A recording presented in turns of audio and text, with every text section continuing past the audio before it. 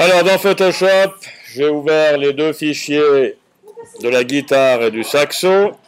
On va les afficher en plein écran.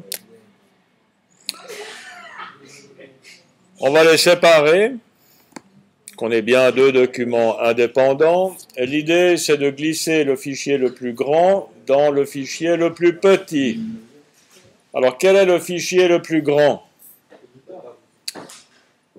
Non, non, le fichier le plus grand ici est affiché à 126%, donc on a bien l'impression que c'est la guitare, mais finalement, en réalité, si on prend la taille de l'image, vous avez un fichier qui fait 202 par 504 pixels, c'est la guitare, parce que c'est celui-là qui est actif.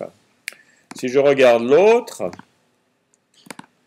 et que je prends la taille de l'image, j'ai 235 par 504. Donc les deux fichiers ont la même hauteur, mais le saxo est plus large que la guitare. Donc c'est la guitare qu'on va glisser par-dessus le saxo.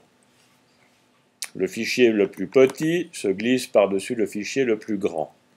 Donc je prends l'outil de déplacement des pixels, la flèche qui est ici.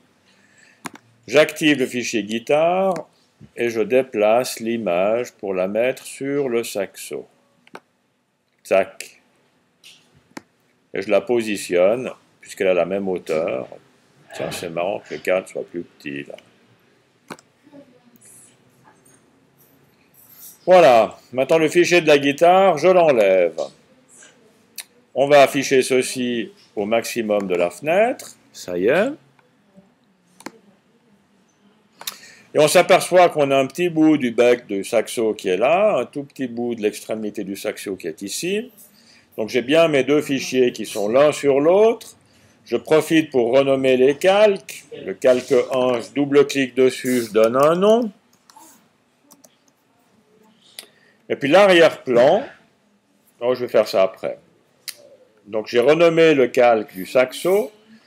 Et pour enlever le blanc qui est ici, une des possibilités, c'est d'utiliser la baguette magique. Je prends la baguette magique.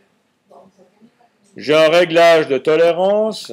Les tolérances, ça veut dire qu'à l'endroit où je vais cliquer, quelles sont les couleurs qui seront presque les mêmes, mais pas tout à fait les mêmes, et qui seront sélectionnées. Donc si je mets une tolérance très rigide, ça veut dire à 0, et que je clique sur le blanc qui est là, je m'aperçois que le blanc qui est au bord du manche de la guitare, ou ici au bord de la caisse de résonance, n'ont pas été sélectionnés. Ça veut dire que les blancs qui sont là au bord ne sont pas tout à fait blancs. Donc, je vais faire une sélection avec la baguette magique en augmentant un peu la tolérance, disons une vingtaine. On va remettre ceci à 100%, enfin affichage complet. On désélectionne et je refais une sélection. Baguette magique, clic. Et là, j'ai effectivement le pourtour de la guitare qui est bien sélectionné. Et puis j'efface. Et en effaçant, je vais voir le saxo qui est dessous. Je désélectionne ceci. Si maintenant je veux mettre une couleur derrière l'arrière-plan, je pourrais imaginer d'utiliser un calque de réglage, et là-dedans de mettre un fond, une couleur unie, c'est comme ça que ça s'appelle, couleur unie. Et je choisis une couleur, voilà mon fameux vert de tout à l'heure, puis je le mets dessous, et je le mets encore dessous. Puis là, j'ai un problème pour le mettre dessous, parce que je ne peux rien mettre sous un arrière-plan. Je n'ai pas compris. Bien sûr. Pour pouvoir mettre quelque chose derrière l'arrière-plan d'une image, il faut que je transforme l'arrière-plan en calque.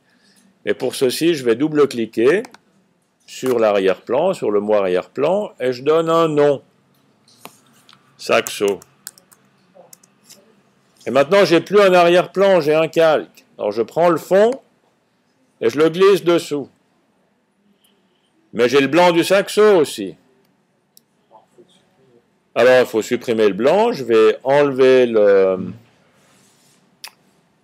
Ah, un peu petit cette fenêtre. Je vais cacher ma guitare. Je viens sur le saxo. Je prends la baguette magique. Je clique. Alors, en cliquant ici, j'ai pris tous les pixels contigus. C'est la petite coche qui est ici. Donc, tous les pixels qui sont reliés les uns aux autres et qui correspondent à la tolérance de sélection. Si je fais une sélection qui n'est pas contiguë, donc je désélectionne, j'enlève la petite coche et je sélectionne comme ceci. Je vais prendre toutes les zones qui sont blanches et dans la tolérance qui seront à l'intérieur du saxo, ce qui n'est pas judicieux à ce moment-là.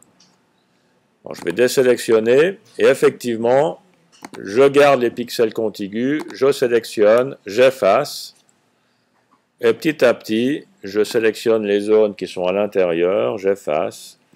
Je sélectionne, oups là, je me suis trompé, je sélectionne à côté, c'est cette zone-là, j'efface. Et l'autre ici, et un petit bout ici, et un petit bout là. Puis voilà. Allez, encore un petit bout là, éventuellement. Ah non, c'est trop. On va laisser comme ça. Et on désélectionne. Donc maintenant, je peux visualiser et le saxo, et la guitare, et le fond.